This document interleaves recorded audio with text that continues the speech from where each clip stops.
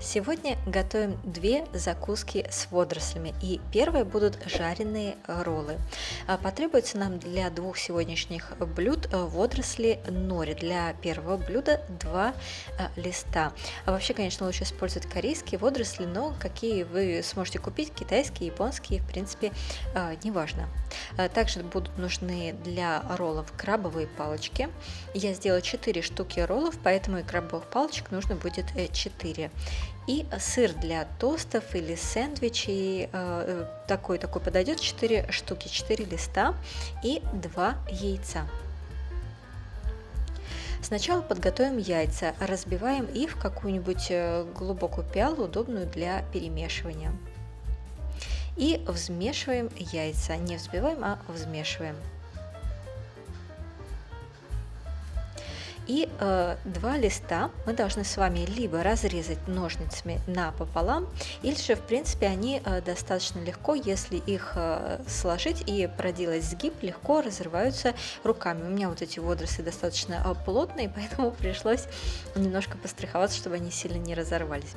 А затем мы кладем водоросли рифленой стороной вверх и блестящей такой глянцевой стороной вниз. И на рифленую сторону мы кладем сначала лист сыра, и на него крабовую палочку. Все это мы кладем с краю листа, который ближе к нам, и затем заворачиваем вот такой вот симпатичный ролл. Вообще в Корее еще перед тем, как положить лист с сыром, кладут свежие листья кунжута, но, к сожалению, здесь их невозможно купить, поэтому я просто это пропускаю. Теперь, когда роллы готовы, мы должны их окунуть в яйцо. Конечно же, сразу после этого водоросль станет мягким, поэтому лучше, как только вы окунули водоросли, они, кстати, вот краешек от этого и прилипнет, хорошо и склеится, они уже не раскроются, сразу же приступить к приготовлению, чтобы они не прилипли к той тарелке, на которой будут лежать. Мы нагреваем сковороду с растительным масло буквально 2 столовые ложки, и заливаем яйцо, тоже где-то 2-3 столовые ложки. И на полученный такой блин, который нужно будет немного отрегулировать наклоном сковороды, мы кладем подготовленный ролл и затем просто заворачиваем его в яйцо, когда оно снизу немного прихватится. И затем жарим до готовности яйца, переворачивая со стороны на сторону. Если хотите, можете его такой поджарить до золотистого цвета, тогда и ингредиенты внутри немного тоже пропекутся, и сыр немного подплавится.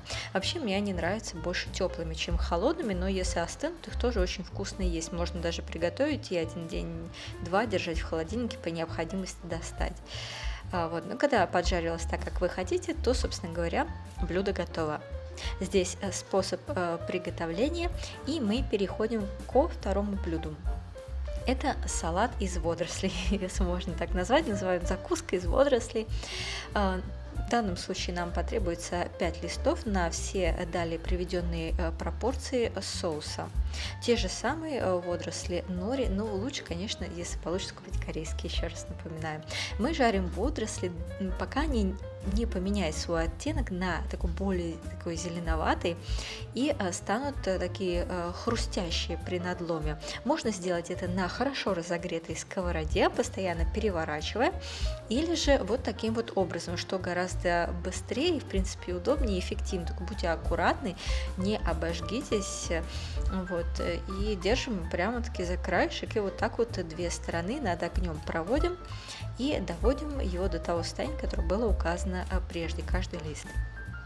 Когда все листы уже нами подготовлены, можно сначала их сложить в несколько раз, положив друг на друга, так их будет просто удобнее класть в пластиковый пакет. Пластиковый пакет мы кладем для того, чтобы их просто было удобнее раскрашивать, потому что крошки, поверьте мне, будут везде. Иногда они, когда сильно нажимаете, еще из пакета могут вылетать, поэтому затяните пакет получше, чтобы в нем не было дырок. Слишком мелко раскрошивать не надо. Вот до такого вот среднего, ближе к малому размеру крошек, что если бы такие большие куски остались, можно доразорвать руками. Теперь делаем соус. Молотый чеснок 1 столовая ложка, сильно острый не едите, можно снизить до пол столовой ложки. Затем соевый соус 1,5 столовые ложки. И сахар или же сироп, олигосахарид, 1 столовая ложка. И кунжутное масло тоже 1 столовая ложка. Хорошо перемешиваем соус до однородности. И полученным соусом мы заправляем водоросли. Водоросли мы кладем в какую-нибудь глубокую емкость, удобную для перемешивания. Надеваем перчатку и начинаем перемешивать. Перемешиваем хорошо и достаточно долго. Сначала будет казаться, что водоросли очень сухие и не хотят покрываться соусом, но в процессе мешания просто подольше это произойдет. Затем кладем кунжутные семена, когда все уже покрылось соусом, 1 столовую ложку обжаренные кунжутные семена. Еще раз хорошо перемешиваем. Если хотите, чтобы было поострее, то можно добавить тонко нарезанный красный перец чили или просто пропустить это, если острый вы не хотите. Если водоросли слишком сухие и толстые, вот как у меня в этот раз, то можно добавить немножко побольше соевого соуса или кунжутного масла. Иногда в Корее даже не добавляют немного воды, 1-2 столовые ложки. Ну и все. Вот способ приготовления. Второе блюдо у нас готово. Это салат из водорослей. И можно подавать это к столу. Вот такие вот 2 нехитрые и очень вкусные закуски, которые можно либо прямо подать к столу, либо держать в холодильнике 1-2, но не более 3 дней. Если вы вообще любите водоросли, их вкус и запах, то эти блюда вам безусловно понравятся, особенно салат, потому что он такой вот азиатский, специфический. Ну, а роллы, я думаю, понравятся всем, особенно детям и молодежи. Вот. Напомню, что тепленькие, мне кажется, они немного вкуснее. Ну и холодные тоже пойдут. Надеюсь, вам было интересно. Лайкайте, подписывайтесь и приятного вам аппетита!